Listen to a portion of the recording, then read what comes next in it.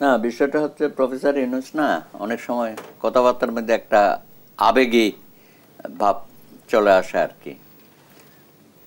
ওনার আন্তরিকতা নিয়ে তা আমরা কোনো প্রশ্ন করছি না। আমরা যেটা বলতে চাই, সংস্কার এবং নির্বাচন দুইটাই পাশাপাশি হবে। এখানে ছোট সংস্কার আর বড় সংস্কারের প্রশ্ন না। ভাই, আপনি রাজনৈতিক দলগুলোর সাথে আলোচনা করে সব সংস্কার করতে হবে কেন? কতগুলো বিষয় আছে আপনারা নিজেরাই সংস্কার করতে হবে। যা বিচার বিভাগের সংস্কার, বিচার বিভাগের স্বাধীনতা, বিচারপতি নিয়োগ, আইন তো করেই ফেলেছেন। এটাকে আমরা আলোচনা করে ঠিক করছি। আপনি তাদের আর্থিক স্বাধীনতাটা দেন, হ্যাঁ, অর্থাৎ টোটাল বিষয়টা আপনি এখনো পর্যন্ত যেটা এক্সিকিউটিভদের হাতে আছে সেটা সম্পূর্ণভাবে সুপ্রিম কোর্টের হাতে দিয়ে দেন। তাদের নিয়োগ, তাদের পদোন্নতি, হ্যাঁ, তাদের সুযোগ সুবিধা সব কিছু। এটা তো আমাদের সাথে আলোচনা করার দরকার নাই। আপনি দুদককে ভালোভাবে সংস্কার করেন, জিরো টলারেন্স বলতেছেন, আমরা সেটা দেখতে চাই। এবং এর বাইরেও আপনি 15 বছরের দুর্নীতি নিয়ে লেগে আছেন, আরও কঠোর হন। এবং আপনার এই সময়ে যে দুর্নীতিগুলো আওয়াজ, আমরা পায়ের আওয়াজ বুঝেন তো, হ্যাঁ, কিছু কিছু আওয়াজ শোনা যাচ্ছে যে এই সময়ে অনেক দুর্নীতি হচ্ছে নানান জায়গায়, সেগুলো ধরেন। কোন ক্ষেত্রে দুর্নীতি হচ্ছে? এই যে তার মানে ঠিক শুরুতেই তো আপনারা এইসব কর্মের সাথে যুক্ত হয়ে যাচ্ছেন। আপনারা তো দেশে একটা অনেক আশা সৃষ্টি করেছেন, হ্যাঁ, এই তরুণ সমাজটা। তো সেই জায়গায় যদি শুরুতে হোঁচটকাতে হয় তাহলে আমরা কোথায় যাব? আমরা তো চাচ্ছি যে আগামী দিনের দেশের দায় দায়িত্ব তো তারাই নেবে, তাই না? বিগত 15 বছর সেই সুযোগটা আসে নাই। আমরা তো তরুণ সমাজের নেতৃত্ব তো দেখি নাই। এখন যখন আমাদের সামনে আসলো, তাদেরকে আমরা গর্ব করতে পারি। আমরা 52-তে গর্ব করেছি, 62-তে করেছি, 69-এ করেছি, 71-এর মহান মুক্তিযুদ্ধে তরুণরাই তো সামনে ছিল। কিন্তু হঠাৎ করে যদি আমাদের পদস্খলন হয়ে যায়, এটা তো গ্রহণযোগ্য না। এর বাইরেও নির্বাচনের বিষয়গুলো নিয়ে এত কথা, এত আলাপের দরকারটা কি? আপনাকে তো, আপনার এজেন্ডাটা কি? সংস্কার কেউ আটকাচ্ছে আপনাকে? আপনি সংস্কার করেন, আপনি সংস্কার কমিশন করেছেন, ঐক্যমতের কমিশন করেছেন, অনেক কিছুই আপনি হয়তো করবেন, কিন্তু আপনি দীর্ঘসূত্রতার পথ কেন বেছে নিয়েছেন? এবং আলোচনা তো কয়েকবার হয়েছে। আমরা বুঝতে চাই, নতুন পার্টির সভাপতি বলে যে আইনশৃঙ্খলা পরিস্থিতি এত অবনতি হয়েছে, নির্বাচন করার পরিবেশ নেই। এটা তো বলতে পারে না। এটাকে আমরা বলতে পারি এই কথাটা? আমরা তো চাইবো যে আইনশৃঙ্খলা পরিস্থিতি খুব দ্রুততম সময়ে স্বস্তি ফিরিয়ে আনেন। কিছুটা এনেছেন, কিন্তু হঠাৎ করে আবার বাংলাদেশের মধ্যে এই নারীদের উপর যে আক্রমণ নির্লজ্জভাবে হচ্ছে, এবং এখানে একটা যে কতগুলো ইনকালাব মঞ্চ একটা দেখছি, তৌহিদি জনতা একটা, হ্যাঁ, প্রকাশ্য দিবালোকে তারা মেয়েদের পোশাক পরিচ্ছদ নিয়ে কথাবার্তা বলতেছে। এবং এই দর্শনের মতো ঘটনাগুলো হঠাৎ করে বেড়ে গেছে কেন? তাহলে কোথাও আপনাদের দুর্বলতা আছে। আপনার পুলিশ বা আইনশৃঙ্খলা বাহিনী সঠিকভাবে কাজ করতে পারছে না, প্রশাসনও একই অবস্থা। এবং আজকে দেখেছেন, আগে তো ডিসি নিয়োগের জন্য একটা হুড়াহুড়ি লেগে গেছিল, হাতাহাতি হয়েছে, বাণিজ্য হয়েছে।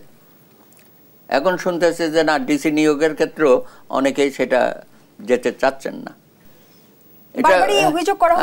এগুলো হিডেন এজেন্ডা আছে অনেক। এখানে দেখেন না, আমরা রাজনৈতিক দর্শন, রাজনৈতিক আদর্শ, রাজনৈতিক এজেন্ডা এই সরকারের ঘাড়ে চাপিয়ে দিতে চাই। অর্থাৎ ইউনূস সাহেব সব করে দেবে। কেন রে বাবা? তোমরা তোমাদের বক্তব্য, তোমাদের ম্যানিফেস্টো নিয়ে তোমরা মাঠে যাও।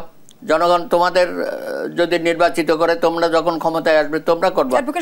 যে 72 সংবিধান ছুঁড়ে ফেলে দেবো, নতুন করে সংবিধান লিখতে হবে।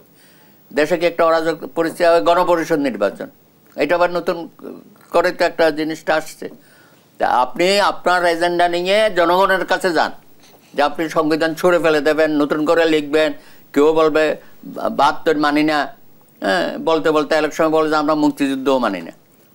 তা এখন অবশ্য তাদের সুর কিছুটা পাল্টেছে, তারা 71কেও রাখছে, পাশাপাশি 24 গণ অভ্যুত্থানকেও রাখছে। এটা ভালো। তো এগুলো তো আমাদেরকে সমন্বয় করতে হবে, সামনের দিকে যেতে হবে। আমরা তো কেউ কারো প্রতিপক্ষ না। আমরা রাজনীতির মাঠে থাকবো যার যার কর্মসূচি নিয়ে। তবে নির্বাচন ছাড়া এই অন্তর্বর্তীকালীন সরকার অনেক কিছু করে ফেলবে সেটা বলার অবস্থা নাই। কারণ এত সমস্যা সংকুল, আপনার তো কোনো রাজনৈতিক শক্তি নাই। আপনি যে বিভিন্ন কর্মসূচি দেবেন, এগুলো বাস্তবায়ন করবে কোথায়? আপনাকে ইউনিয়নের কমিটি আছে, আপনার আছে কি টিএনও, আপনার আছে ডিসি, এসপি, এরা কি আপনার এই সংস্কার কর্মসূচিকে এরা বাস্তবায়িত করবে? সুতরাং রাজনৈতিক দল যে সমস্ত সংস্কার করবে সেগুলো বাস্তবায়ন করার জন্য তাদের রাজনৈতিক কর্মী বাহিনী আছে, বৃহৎ দলের তো আছেই। সুতরাং সবারই এখন আমি মনে করি যে দেশটাকে এখন নির্বাচনের দিকে নিয়ে যাওয়া, দেশে যে একটা বিশৃঙ্খলা পরিস্থিতি আমরা সেটা কমে যাবে। আপনি নির্বাচনের রোডম্যাপটা দিয়ে দেন, পুরা বাংলাদেশ জেগে উঠবে। 4 কোটি নতুন ভোটার, তারা ভোট কি জিনিস বুঝে নাই, দেখেও নাই। তার মধ্যে যারা ভোটার ছিল তারাও ভোট দিতে পারে নাই। 3টা নির্বাচন তো একটা কলঙ্ক সৃষ্টি করেছে শেখ হাসিনা, যেটা করেছে। এখান থেকে বেরোতে গেলে রাজনৈতিক শক্তি, তার ক্ষমতায়ন দরকার, এবং রাজনৈতিক দলগুলোরও সংস্কার প্রয়োজন আছে। সেটাকে তো আমরা আলোচনা আসবো। ধন্যবাদ জানাচ্ছি এ পর্যায়ে অ্যাডভোকেট সুব্রত চৌধুরী। তাসনুভা জাবিন, নির্বাচন বিলম্বিত করার আলোচনায় যখন রাজনৈতিক অঙ্গন উত্তপ্ত, তখন অভিযোগের তীর কিন্তু অনেকটা আপনাদের দিকে যাচ্ছে যে ঐতিহাসিক মুহূর্তেই সরকারের জন্ম হয়েছে একটা গণ অভ্যুত্থানের পরে। এবং স্যার যে বললেন আবেগী আমাদের প্রধান উপদেষ্টা ডক্টর ইউনূস, এই আবেগী ডক্টর ইউনূসই লোন ফিরিয়ে দিয়েছে, রিজার্ভ বাড়িয়েছে, রেমিটেন্স বাড়িয়েছে, মূল্যস্ফীতি কমেছে, রোজার মাসে জিনিসপত্রের দাম কমাচ্ছে। এখানে স্টারলিংক, ইলন মাস্কের স্টারলিংক এখানে ইনভেস্ট করতে যাচ্ছে, লঞ্জি এখানে ইনভেস্ট করতে যাচ্ছে, এবং উনি চীনে যাচ্ছেন। আবেগী ডক্টর ইউনূস চীনে যাচ্ছেন, এবং আমরা আশা করি ঈদের আগে আমরা কোনো সুসংবাদ পাবো। এবং রোহিঙ্গাদেরকে নিয়ে উনি যে মানবাধিকার জাতিসংঘের মহাসচিব সহ উনি যে ইয়াতে গেলেন, কক্সবাজার গেলেন, এবং উনি আমাদেরকে একটা আশা দেখালেন যে নেক্সট ঈদে হয়তো তারা তাদের বাড়িতে গিয়ে ঈদ করতে পারবেন। সো আমার কাছে মনে হয় অ্যান্টোনিও গুতেরেস কিন্তু বলেছেন যে এই মুহূর্তে আসলে রোহিঙ্গা প্রত্যাবাসন। আমি একটু শেষ করি, আমি আসছি আপনার কথায়। সো আবেগী ডক্টর ইউনূস অনেকগুলো আবেগময় কাজ করেছে, যেটা এবং গত 7 মাসে দেশ থেকে যে টাকা বের হতো, লুটপাট হতো, এটা বন্ধ হয়েছে। অ্যান্টোনিও গুতেরেস বলেছে এই মুহূর্তে এক্সট্রিমলি ডিফিকাল্ট, এগ্রি, এবং এটা অবশ্যই এই মুহূর্তে ডিফিকাল্ট। কেন? কারণ হচ্ছে এখন একটা ট্রানজিশনের মধ্যে দিয়ে দেশ যাচ্ছে। On top of Rohingya issue এই দেশে একটা বিশাল একটা গণ অভ্যুত্থান হয়েছে, এবং একটা স্বৈরশাসকের পতন হয়েছে। দেশ স্বৈরশাসক থেকে গণতান্ত্রিক উত্তরণের দিকে যাচ্ছে। সো এরকম একটা পরিস্থিতিতে ওনারা হিউম্যানিটেরিয়ান করিডোর হিসেবেও ঢাকাকে ইউজ করতে চেয়েছে। সো এখানে অনেকগুলো ইস্যু এসেছে। আমি যেটা বলতে চাচ্ছি, ফর দ্য ফার্স্ট টাইম এখন ইস্যুগুলা on the table strictly. Sir আরও বলেছেন যে বিচার এবং দুদক সংস্কার নিয়ে এবং নির্বাচন নিয়ে আলাপ, আসলে সংস্কারকে কেউ আটকাচ্ছেন না।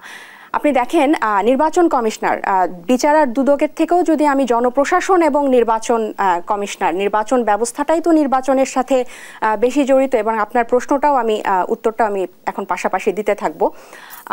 এই দুটা কিন্তু মুখোমুখি না, এবং আমরা এটা মনে করি যে সংস্কার বিচার দীর্ঘদিন ধরে চলতে পারে না। কিন্তু যে 6টা কমিশন তাদের সুপারিশ জমা দিয়েছে, তারা যে রাজনৈতিক দলগুলোর সাথে